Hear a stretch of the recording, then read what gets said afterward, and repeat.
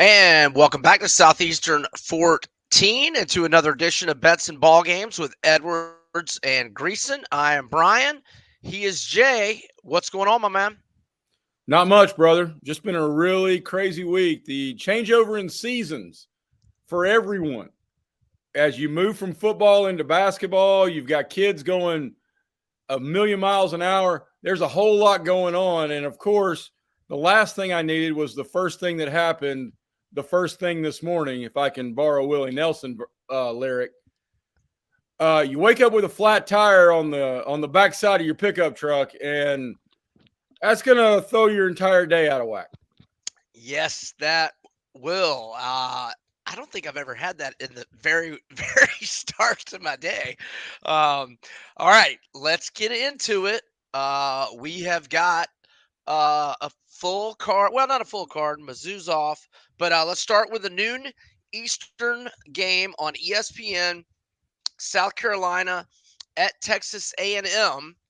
And at last look, it was 14 and a half. And I am trying to find it now. And I found it. Oh, my goodness. Never mind.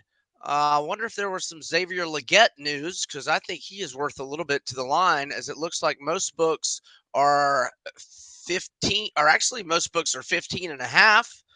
I even see a 16 at DraftKings. The total 53 and a half at most spots, but South Point and Caesars have 54, and A&M 3-1 straight up and ATS at home, 4-3 straight up in ATS overall. South Carolina 2-5 straight up, 3-4 ATS, winless on the road, 1-2 against the spread. This thing's gone really south on South Carolina, and the loser of this game, it continues to go really south because it's headed that way for Jimbo and company as well. They can right the ship here ahead of a game against Ole Miss. What are you thinking on this one? Well, I was surprised it was as low as 14 and a half, to be honest. And I think it'll get to 17 before Saturday, truly. And the main reason for that, this is an ideal spot. South Carolina is going to travel twice, travel distance twice. South Carolina is starting to really feel the effects of a year of disappointment that has had some key injuries, but they're going to mess around and waste an NFL quarterback and not get to a bowl game. And there's a whole lot of desperation in College Station, not only to win, but to kind of quiet the alumni, quiet the critics, get everybody to shut up off Jimbo's back. I don't like this game either way because I've got a few rules in life. I follow the rules from Coach Finstock in Teen Wolf. I'm never gonna date a girl with a tattoo of a dagger on her body. I'm never gonna play poker with a guy who has a nickname of the city. I'm never gonna cheat on my wife. I'm gonna be true to my kids, and I'm never ever betting on Jimbo Fisher to cover 2 touchdowns. So everything after that is cream cheese, right? But there's no way you can bet on South Carolina here. Do you have any confidence in what South Carolina is doing right now? I mean, if Juice Wells and Xavier Legette were healthy, I would feel good about their offense. But Juice Wells is out, and I don't think Xavier Legette's going to play. And I'm blaming the misfire on the over last week on Xavier Legette leaving after a 20-yard catch because South Carolina had no offense. Did you know they had 6 doggone scoring drives in a row at one point in that game, and they were all field goals? Talking about both teams. No. Yes. Yeah. I knew that very well because I was very well invested. And I took a very well punch to the face. So here's the reverse. And this is going to be a modern day thing now that we're going to have to look around, not just in the SEC, as we examine the best league in college football for Southeastern 14, but across the country. Because at some point, considering the circumstances, when does Caleb Williams say, yo, I'm doing the Randy Watson from Coming to America, I'm out? because he's not going to win the Heisman Trophy again. They're not going to get to the playoff. He can only go out there and have some Arizona State D tackle land on his ankle and potentially cost him $5 million in draft status. And I'm not saying that's the best plan. I'm not saying that is a good teammate. What I am saying is this guy, his entire family is invested in him being a top 5 NFL pick. Period. Yeah. Yeah, that is true. But we talked about this a little bit with Bowers last week. Right. Well, first off, let's remember one of USC's losses is non-conference, so they are not out of the Pac-12 by any means. They still have head-to-heads with Washington and Oregon and UCLA. And yeah, you don't quit on your teammates, especially not when it's still October. But I hear what you're saying, and it's already been, the topic's been bandied about, and USC we've heard of guys across the league, sure, on teams that are having way worse years than USC is at various SEC outposts who are maybe making business decisions. I get you, and we both said Brock Bowers is coming back. That dude is the consummate teammate, and they're playing for a chance to three-peat. I get it. As long as USC can win a Pac-12, maybe they get in the playoff. I get it. But if you're a first-round grade on a Power 5 team right now who's 2-5, I mean, did one of the Bosa brothers leave Ohio State and said, you know what, I'm going to rehab this, I'm out? Yeah, and look, that's what Rocket Sanders is doing right now. I mean, I had heard this already, but Pittman admitted it on Monday. He goes, Rocket's in Dallas doing rehab, guys. And McGlothern's been cleared to play the last 2 weeks.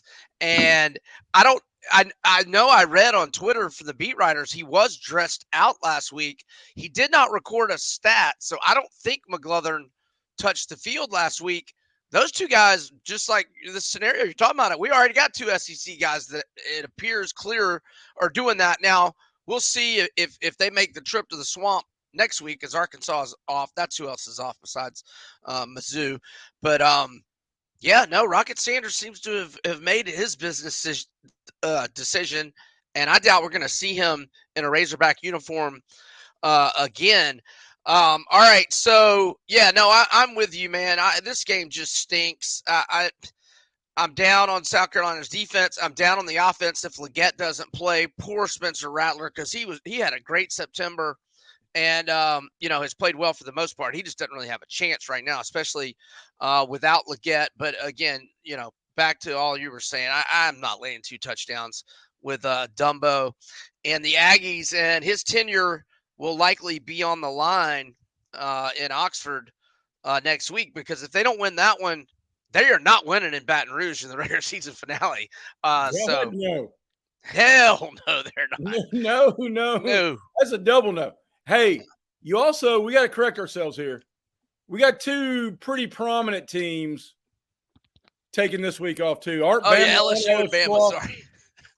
I mean, I know you want to make certain you sing the praises of Missouri and Arkansas, but I think we need to cover Alabama and LSU being off a little bit too. You are correct, and that line is 4.5. It was 5.5 last week, and I like LSU to win outright, and I think LSU's got a good chance to win the SEC. I think I said that as far back as 2 weeks ago. And we could touch on that more later and certainly next week. But let's move on to your alma mater, 3:30 Eastern, SEC Network, Auburn 3-4 straight up, 2-5 ATS. Nothing pretty about it. It was almost as if Sly Kroom and Tommy Tuberville were having a reunion last week of a 3-2 Thursday. Was that a Thursday night game? I believe it was in Starkville as Mississippi State wins 7-3 in a thriller. I feel obligated to go that I'm pretty certain I said my best bet last week was Missouri South Carolina over, which failed, And then I was also really high on Arkansas, Mississippi State over, which they could still be playing. They could do one of those charity softball games that goes like hours and hours and hours and hours. They could still be playing right now after lunch on Thursday. And the most that game is getting to is 14-10. Yes. It was Sly Croom and Tubbs all over again. So I can't lay points with this Auburn team. But I don't think Will Rogers is going to play. Now, Mike Wright is a decent backup. Um, you know, I don't think I even glanced at the box score last week, so I might have. I think Wright threw for over 100 yards, maybe. But he can run it a little bit. But yeah, what is this total? Oh, so we got 6.5 and 41. Yeah. It was 43.5 on the open. I don't know that I can play an under. This is a 41. single wing. I mean, this is going to be, hey, and I'm an Auburn graduate, this is what you're going to see at most high school football Friday nights.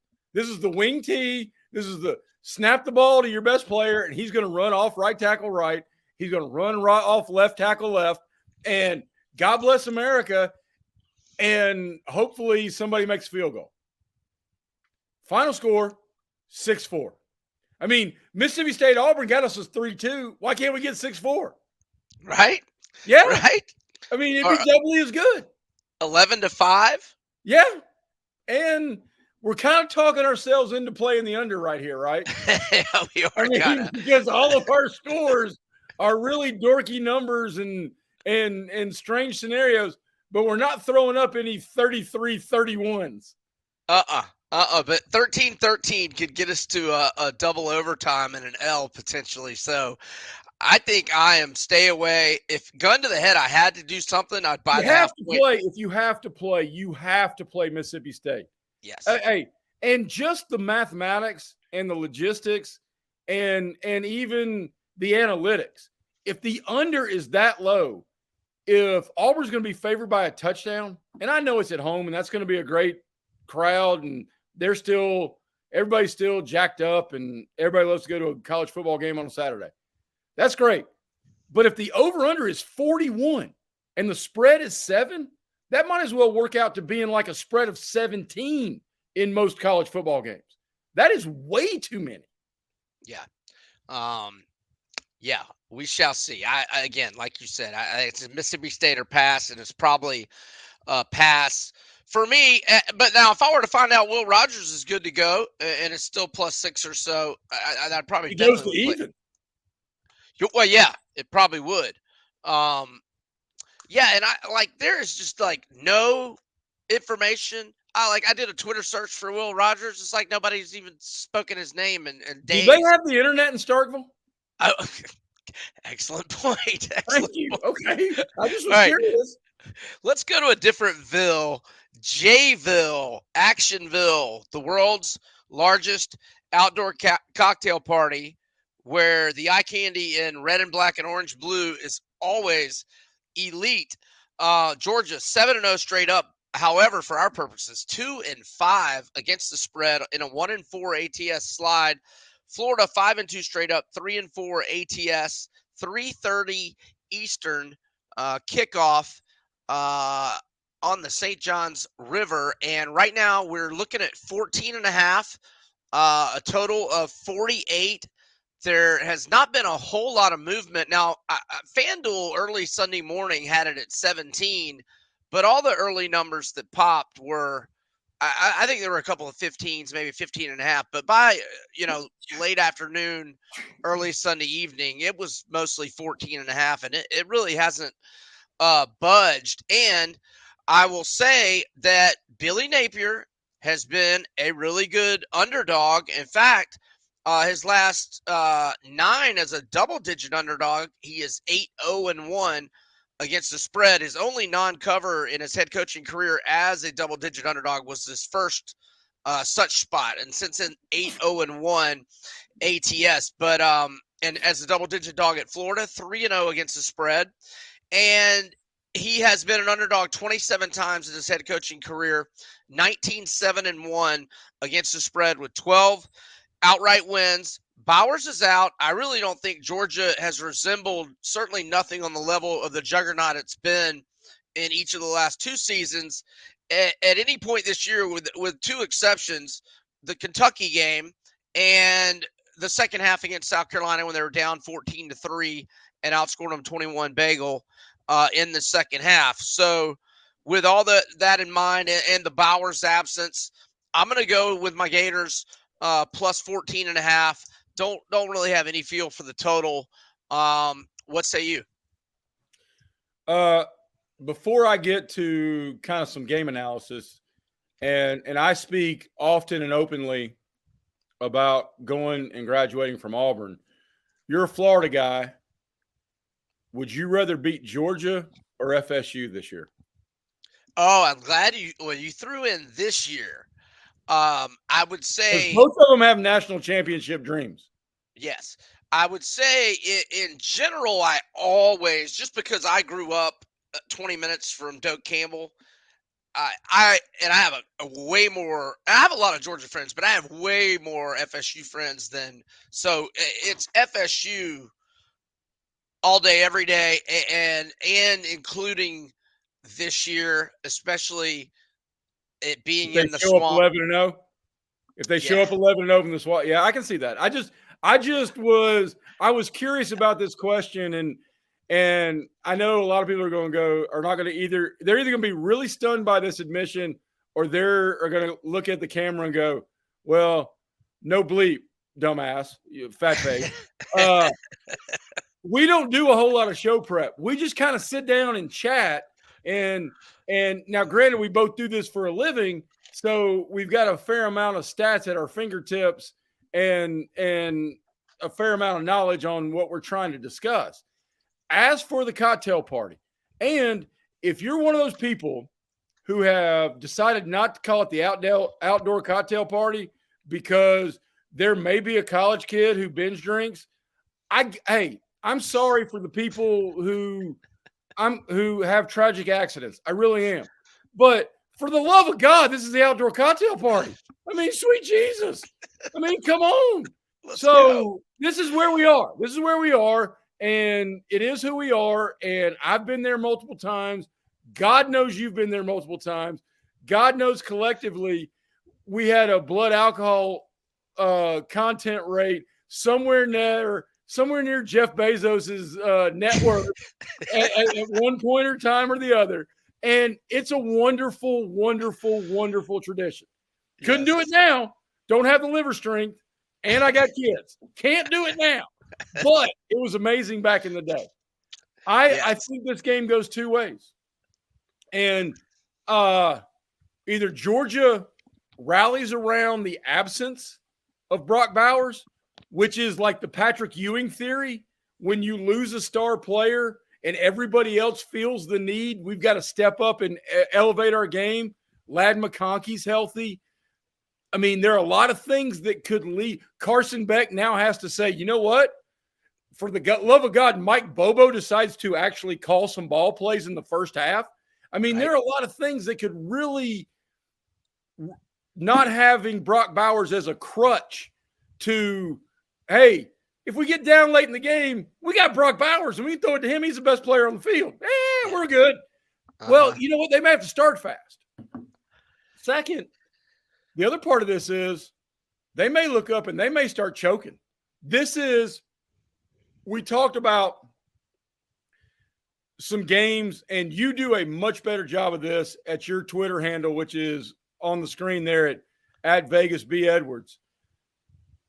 The in-game feel on this, Georgia's first drive is going to be quite telling, in my opinion.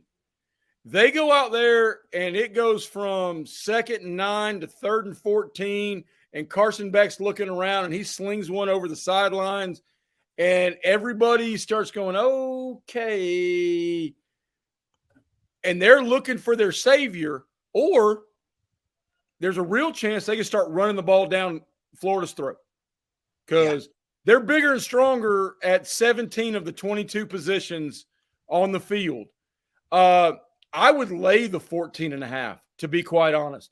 This feels like the Alabama line from last week against Tennessee, where we feel like it's too high, but we know the better team, and we're not hoping Florida will win.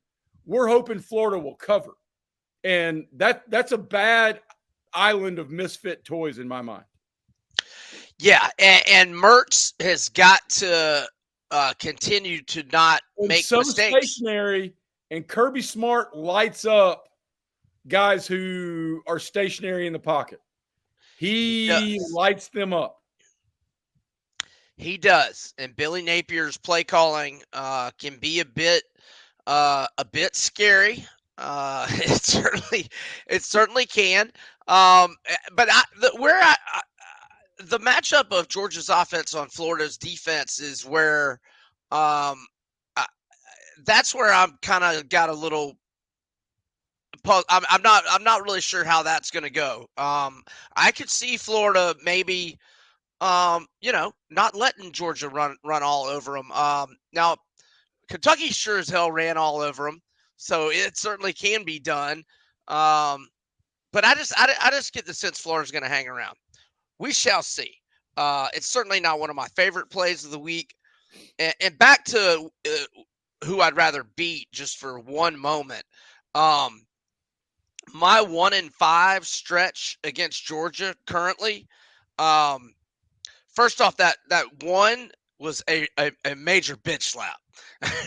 38 points with like 3 minutes and change left in the second quarter, and probably could have scored as many as we wanted to that day. And Spurrier went 11-1 against you, so 1-5.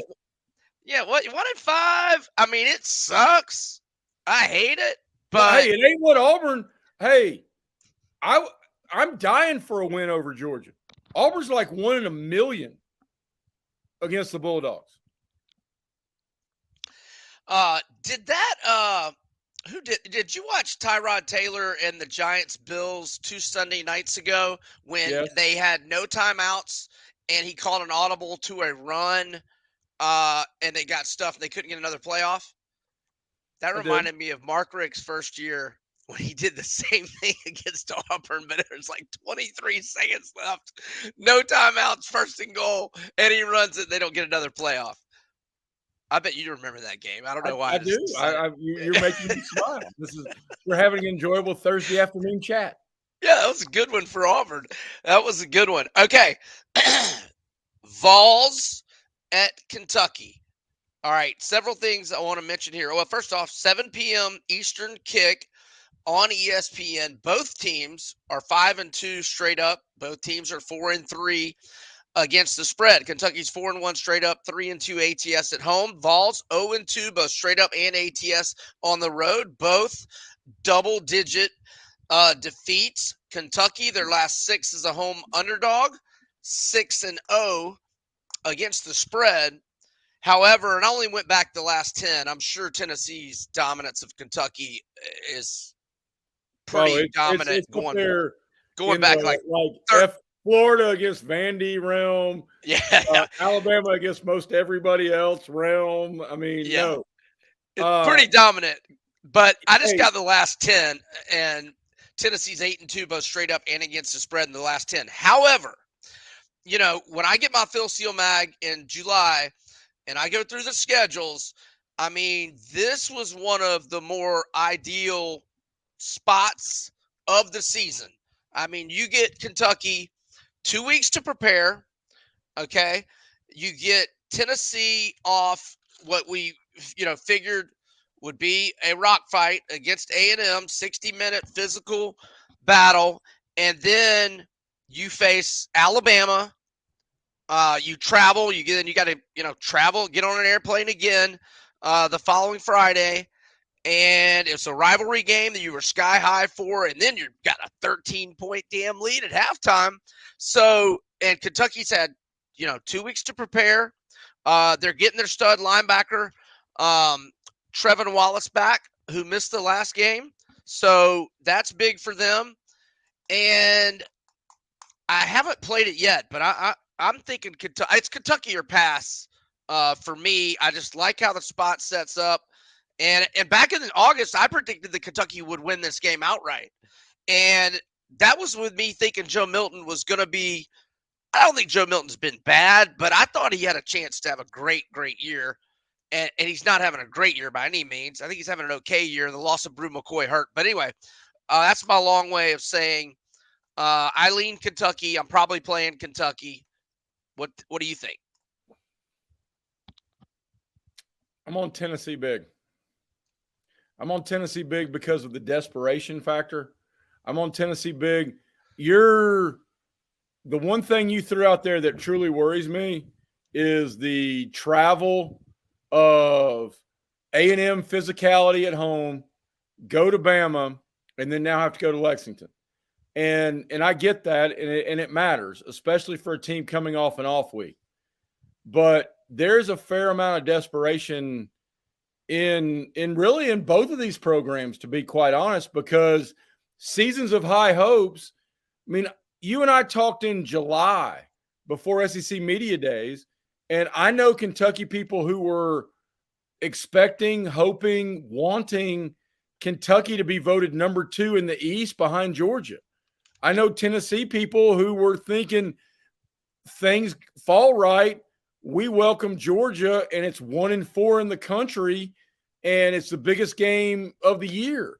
And now they're both a loss. Here is the difference between being considered for a Florida or a New Year's Day bowl and whether you're going to Music City or Shreveport. And that's a huge difference, especially with two head coaches making north of $8 million, man. So, I mean, looking up and finishing 7-5, or if you're Mark Stoops and finishing 6-5, you're 6-5 and having to beat Louisville to have a year. Yeah, Mark Stoops is going to go down as the winningest coach in Kentucky history. That's like being the best looking girl in the fat girl sorority. There's not a whole lot of really, okay, great, good for you. But okay. So, but here's the thing. In a situation like this, I'm all over Tennessee because one, Tennessee believes they're better than Kentucky and expects to win. Kentucky wants to win just through years of dominance. Yeah. And number two, Tennessee's got more dudes. Period. End of conversation. They've got more dudes. Is Joe Milton going to make mistakes on the road, however? Yeah, but I mean, have we seen anything out of the Kentucky quarterback that we could truly trust him? Hey, they beat Florida and Tennessee didn't. They beat Florida because the running back went nuts. Yeah. And Tennessee's got a pretty stout run defense. Yes, they do. Their front seven is the strength of their football team.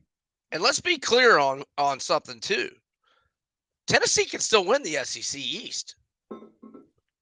Yes. I mean, Tennessee can still win the SEC East, plain and simple. I mean, Tennessee has got Missouri and Georgia, Vandy at home. I mean, Tennessee can not just have a good year, Tennessee can still have a great year. Yeah, they can have a 10-2 year and be in the conversation of, okay, maybe not win the East, but be right there in, okay, big time bowl game. Well, you know, maybe my Gators are in victory formation before they kick off in Lexington on Saturday night, and then Tennessee. Then they'd have to work. They may do well. They need Georgia to lose twice. Yeah. So I guess they would rather Georgia. They're going to need Georgia to lose once before they see it. Correct. My apologies. You are correct. That is right. My fault. Yes. Thank you for correcting me on that. All right. So Jay and I differ on two games. Jay likes the Dogs and he likes the Vols. I like the underdogs, that being the Gators and the Cats. All right, one more game before we get into some other picks from other leagues and what have you. We have Vandy at Ole Miss, 7:30 p.m. Eastern kick in Oxford on the SEC network, and we have Ole Miss anywhere from 24 to 25. It's 24 at DraftKings, 25 at South Point and Circa. The total has drifted down to that key number of 63, and the overs just keep on coming for Vandy Yep. and LSU. Oh, and by the way, since LSU's off, no, we've got to take a time out and talk about our miracle over on LSU last week. I hope you were watching because I was, and Yes. man, did I need that win. Oh, I had a brutal weekend because as bad as my So did picks I. in the SEC, I went bagel in 3 because I had the Bucks over the Falcons. I had that. Somehow somebody told me that, you know what, I think the Lions are more physical, and dear Lord, the Lions got just their skull bludgeoned. And I forget what even the other one was, but I didn't even look at it because at that point in time I was on such a cold streak. I knew what was coming. I took the kids out and we went for a walk. I mean, I just might as well just started throwing $100 bills down the street here on Signal Mountain. Love Vandy Ole Miss over maybe my favorite play on this SEC calendar, just because Vandy can't stop anybody. This is homecoming for Ole Miss. Lane Kiffin cares about stuff like that. Lane Kiffin may put 56 on the board by himself. And this is the over here is my favorite play. The other little side stat that I saw this morning in the Times Free Press, this is the 21st time Vanderbilt has gone to Oxford to be their homecoming day opponent. Ole Miss is 18-2 in those games. Here are some other little things that I find interesting. So Ole Miss is 14 at most books in the first half. Yeah. I see a 13.5 at DraftKings. Ole Miss's team total is 43.5 at DraftKings. So, if you're thinking you don't trust the Vanderbilt dynamic of the offense part, let's see. So Ole Miss, well, it's not 50. like Ole Miss is the 85 Bears defensively. I mean, Oh no, you're right. And Vandy scored 20. But I agree with you. If you have more trust in Ole Miss, just in every regard, love the first half play. That's a great thought by you. And the team over total, because as we've talked about, even in home games, when you play in conference, Ole Miss's third string is going to be just as better as Vandy's third string when they clear the benches. That 43 team total, that sounds pretty good too. Yeah, I think you can bet Ole Miss and the over in several different kind of ways, and maybe just go all in on all of them, or just our listeners can pick whichever way you think the best route. But I definitely going to have a little on Ole Miss minus 14 in the first half. I'm definitely going to have some over 63, and I think I got to scroll way down further to get the first half team total on Ole Miss, so I can't do that right now. But I would guess it's around. It might be more than 20. Yeah, it might be like 23.5 or 24. So I don't know that I want to go there. I think it'll get over 63. Vandy's got enough off there. Seals has played pretty good. They have. And the quarterback has played. Vandy's got a better quarterback than Auburn does. Oh, yeah. No doubt. No doubt. And when Swan's healthy, they might have two. Yeah. They might have too. Okay, Are so you trying to make me miserable on a beautiful Thursday in the South? my bad. It's Oh not your goodness. bad. You're laughing. You can't say my bad or I'm sorry as you giggle, you jackass. No, you can't do that. This is true. This is true. Okay, let's go to picks on other games that we like. And you Pick want to of the start or you want board. me? I'm starting first. I'm starting first. Go ahead. Appalachian State's going to beat the ever living tar out of Southern Miss. Southern Miss is the worst team in the country. Southern Miss is the worst FBS team in the country. And they've now got to go to Boone. And there is no easy possible way to get from Hattiesburg, Mississippi to Boone, North Carolina. And they're going to do that. Southern Miss is 1-6. That one win and their one cover was against Alcorn State, who has not been good since Steve McNair was there. Steve McNair is now dead. So they're 0-6 against the in straight up and against the number since. And they're about to go to a place that loves their college football team. And it's only 17.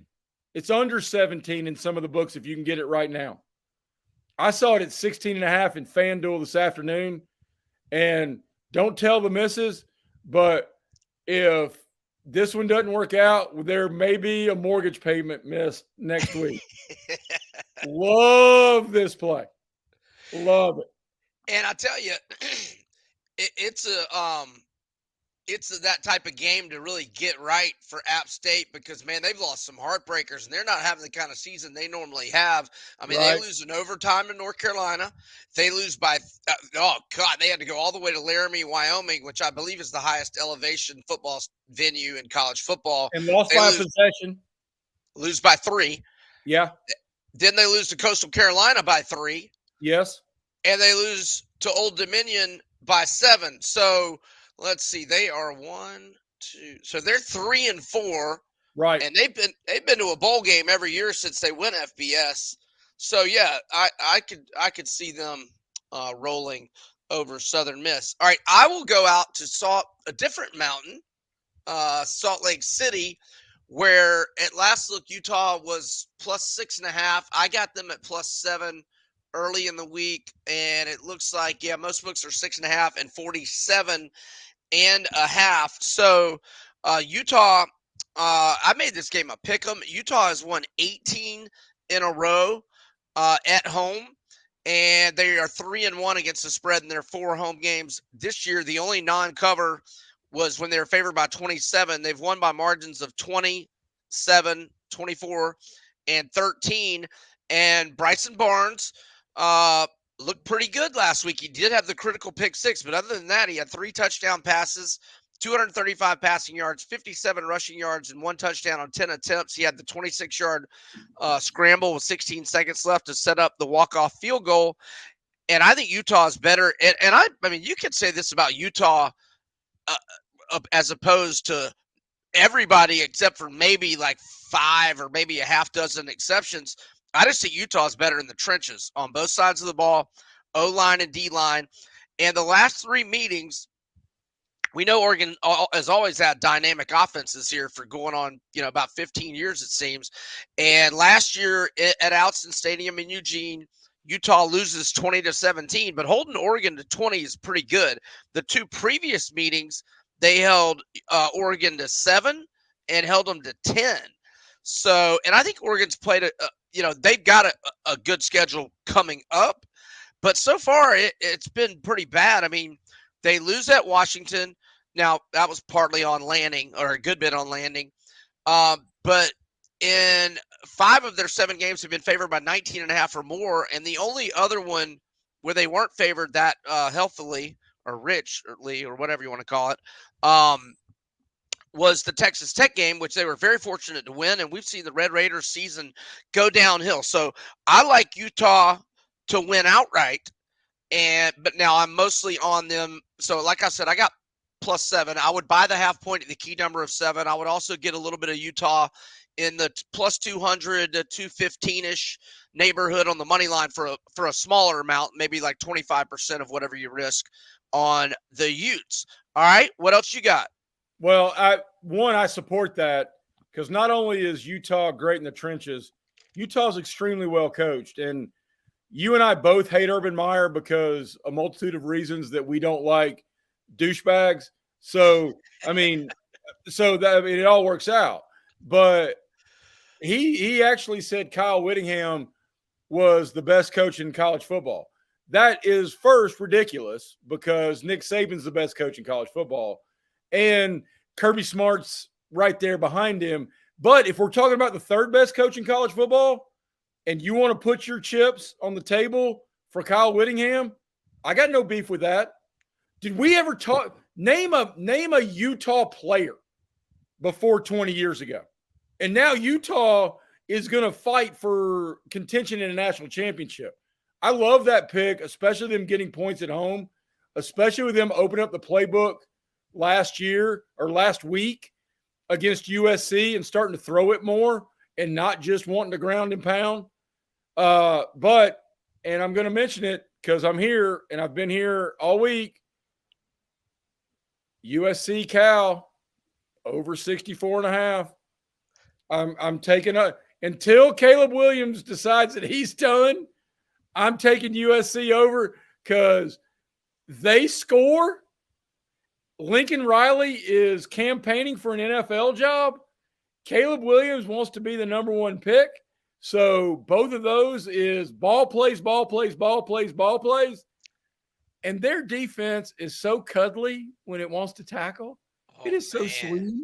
Man. Hey, I tell you what, though. If we had a flag football FBS, USC's a mother bleeper now. I mean, you're going to be impossible to handle.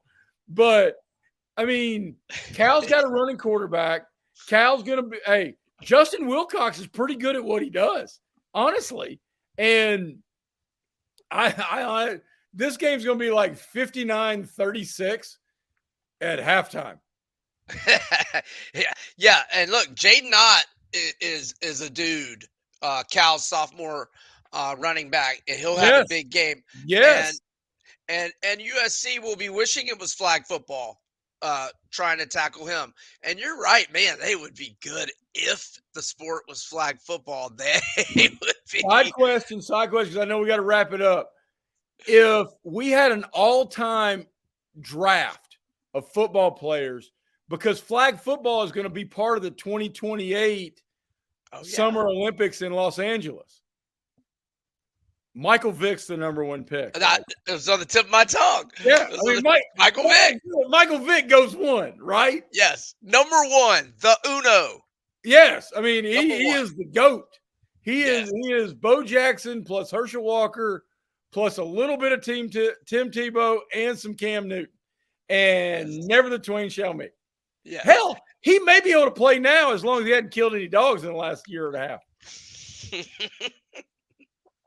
I do have one Utah player pre-Whittingham. Alex Smith?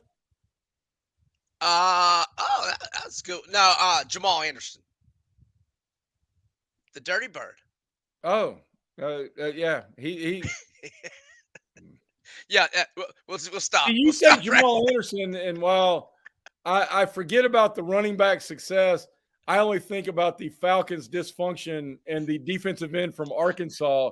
They took 8th overall, who turned into like the Ryan Leaf of edge rushers. I'm glad I can't remember that SOB's name right now. I'm glad, but I know who you're talking about. All right, let's go to Pasadena and the Rose Bowl, where Coach Prime will be coming off an open date. And I know UCLA's got a good defense this year, but they're not as dynamic offensively. Chip has not even decided who he's starting at quarterback this week. He played Garbers last week. He's now played 3 QBs this year. But look, a horrible loss by Colorado to Stanford. But look, we all know this offense can score. And even if we get behind more than 17, The back door will be wide ass open like it Yeah. was against USC. Yes. And I'm a big fan of Colorado plus the 17. I don't, I think they're going to be able to score with UCLA. I know UCLA's got a good defense. Colorado's got a really good offense. Now, their defense is garbage, but maybe a little healthier after the open date. I like Colorado plus 17. What you got next? I completely agree with that. And as far as going further down the list, the next one I will play, but I have given you my stronger ones because you and I are of a like mind with Utah. Primarily because, and I've said this before, and I was right in the Washington game, I've seen this Bo Nix road version. I've seen it 1,000 times before. Yep. But if I'm going to go one more off the board, in addition to App State just crushing who they have in front of them, I like Colorado too. That's a good one. Yeah. James Franklin in Penn State is about to take out some vengeance. And I know that number is like 31. It was 30. I'm trying to find it. Go ahead. But that's a frustrating loss. And he's going to have to talk them into how they now need style points. It's 32 now, a 33 at South Point, 32 and a half at the Westgate and Superbook. Only going to grow. And that's the one you're going to look up and across the ticker on Saturday morning or Saturday early afternoon. You're sitting down with your ham sandwich and your Budweiser heavy. You look up and it's 35-0 Penn State going in the second quarter, because that's going to be the two things I think we need to do a better job of is identifying. Not only should we pick winners, we need to pick losers. Southern Miss is a loser. Indiana. Yes. Indiana, a loser. And then we also have to pick, we should have been all over Michigan State last week. Yeah. Because that was going to be a bloodbath. Pick the teams you know that not only have the talent to bludgeon someone, but have the motivation or the will to beat somebody's eyes in. And James Franklin is not going to let up on Indiana. That one's going to be that I see that being 63-7, honestly. Yeah, I mean, look, Penn State was 13-0 against the spread in their last 13 before last week's non-cover. All right, I'm going to go to some action. You may not be interested in this game. It'll probably only be on ESPN Plus, but they all pay the same, and there's no reason Eastern Michigan should be a 3-point home underdog to Western Michigan. Okay, Eastern Michigan, first off, is undefeated at home this year, and they've beaten Western Michigan 4 games in a row, including 45-23 last year. And since the 2015 regular season finale, Eastern Michigan is 39-10-1 against the spread in 50 games as an underdog. They should have won last week, but they covered for me in a 20-13 loss. Northern Illinois untied the game with 1:11 left. And Western Michigan's lost 3 in a row, 6 of 7, and they've only beaten one FBS opponent, and that was Ball State. Give me Eastern Michigan plus the 3. And all right, let's wrap this thing up. I'm going to throw a couple more just quick hitters like NFL real quick. But before I do that, what else you got? Let everybody know about the 5 at 10, Jay's plays, all that good stuff. Well, we the 5 at 10 at timesfreepress.com celebrated its 13th birthday on Wednesday. It's been every Monday through Friday for real close to 3,400 consecutive Monday through Fridays. And we do an afternoon email, and in full transparency, I've had the worst betting week of my life. So if you get all the way to the end of this and then want to fade every single thing I've said, I'm telling you now, I am colder than your ex-girlfriend's mother after you show up to a family reunion. Deal? So that is how cold I am. I am wicked cold. But if we can give you our honest opinion, and if we're not going to be honest about our outcomes, then how can we be trustworthy? Yeah. So that's who I am and where we are, and never the twain shall meet. And we're gonna have to start a support group for the He-Man Arthur Smith Haters Club, I want to be the because captain.